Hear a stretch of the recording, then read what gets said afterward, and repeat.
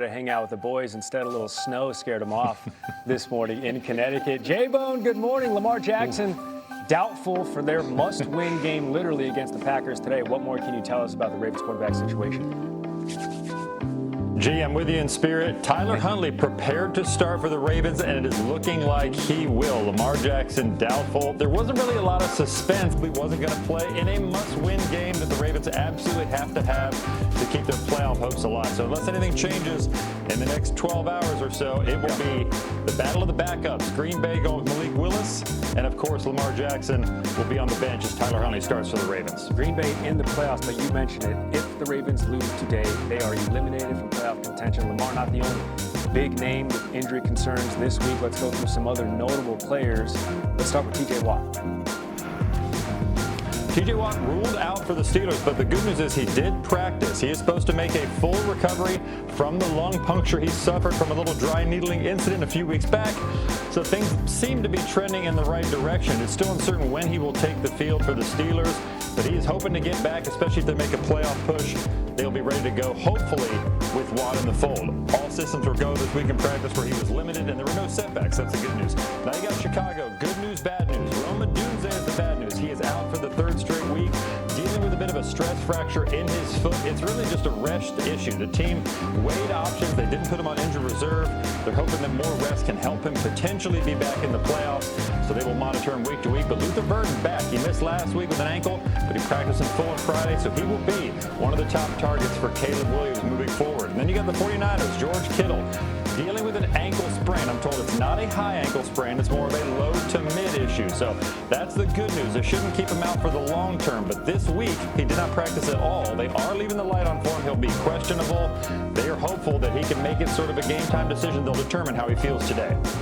Jeremy Fowler with the latest on SportsCenter. Jeremy, if you need help digging your way out of the driveway, Randy Scott brought his 2 snowblowers to work today. Randy, if you wouldn't mind showing those off right now. They've got 2 snowblowers right here, buddy.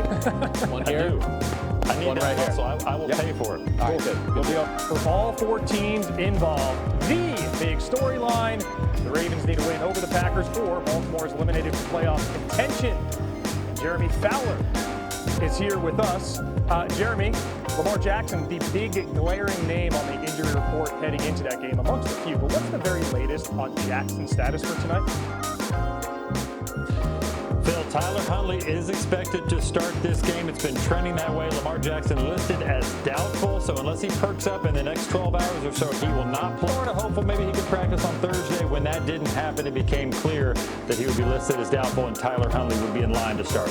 Yeah, Rex Ryan famously says doubtful often means outful. The silver lining for both these teams, both these quarterbacks have performed in the past and performed well in fill-in roles. But Jeremy, there have been some other rumblings with off-field issues between Lamar Jackson and the franchise. What more can you share? Well, things are coming to a head a little bit because Lamar Jackson, who's not available for this crucial game, could end the season on a sour note for both the Ravens and Jackson because they had high hopes to make the playoffs. You couple that with a $75 million cap hit that Jackson has on his contract, including non-guaranteed money next year. So something has to change with his deal and with his future with the team, which causes everybody to reevaluate a little bit. You couple that with the Baltimore Sun reporting this week that some conduct from Jackson has been an issue, whether it's sleeping in meetings, unreliability in the building, hitting on some of those themes. I can't speak to all of that, but I do know that his availability with practices and to a later extent games has been a bit of an issue, whether it's illnesses, various injuries dating back to 2021, 22. There's been some unpredictability day to day as to whether he's actually going to practice and be available. So all that has come to a head, but at the end of the day, he's a 2-time MVP, wildly productive. It certainly would not surprise if Baltimore tries to negotiate further and keep him long term. Yeah, those are storylines for the offseason, but if the Ravens don't get a result tonight at Lambeau, that offseason will be beginning sooner rather than later. Jeremy Fowler, thanks so much. There will be 2 other very interested teams watching this one tonight, rocking colors that they normally wouldn't. A Ravens loss or tie means the Steelers will win the AFC North, while a Packers loss means the Bears will clinch the NFC North, watching from their couch. More on an NFL Saturday in minutes, Jay. face the Chargers. Chargers already clinching the playoffs, but the win would make Week 18 versus the Broncos for the AFC West title.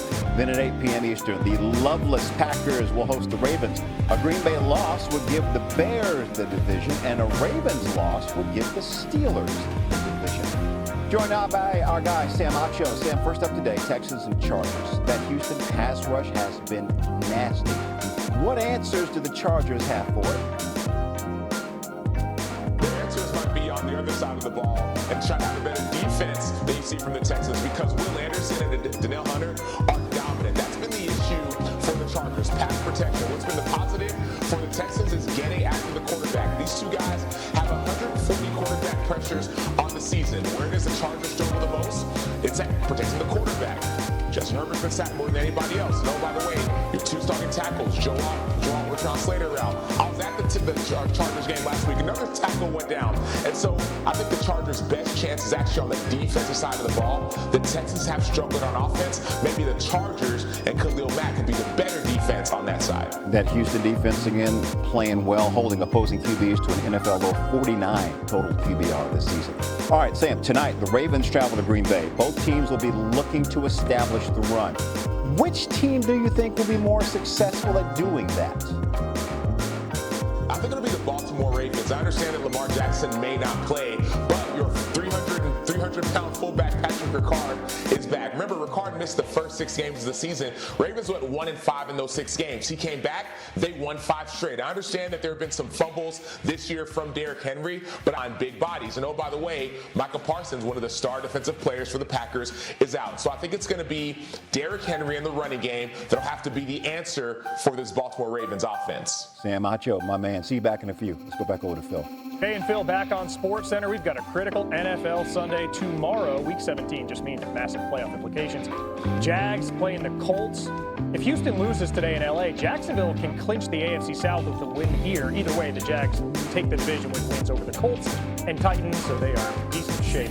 The Seahawks have a chance to clinch the NFC West with a win at the Panthers tomorrow and losses by both the Rams and Niners, but the Panthers can clinch the NFC South if they win that game and the Bucs lose. That's even before Tampa and Carolina link up next week.